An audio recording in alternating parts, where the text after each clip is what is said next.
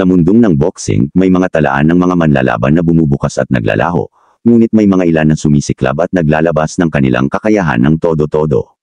Si Bernard Torres, isang pangalan na masusulat ng may malalim na paggalang sa kasaysayan ng boxing, ay isa sa mga ito.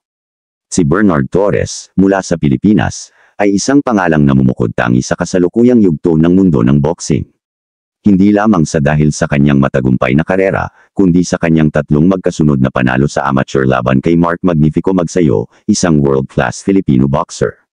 Ang pangalang Bernard Torres ay unti-unting kumalat sa buong mundo matapos ang kanyang mga tagumpay sa loob at labas ng ring.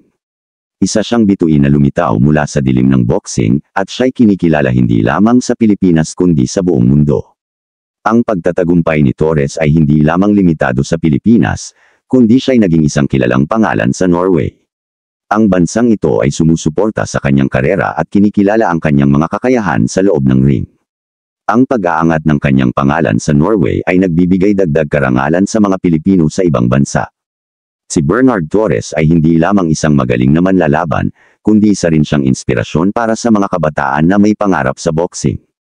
Ang kanyang dedikasyon, sipag, at patuloy na pagsusumikap ay nagpapakita na sa kabila ng hirap at pagsubok, maaaring makamtan ang tagumpay.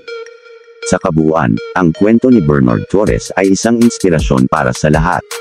Siya'y hindi lamang isang world-class boxer kundi isang halimbawa ng determinasyon at pagsusumikap. Dahil dito, patuloy siyang maglalakbay patungo sa mas mataas na tagumpay, at tiyak na gagawa siya ng pangalan sa kasaysayan ng boxing.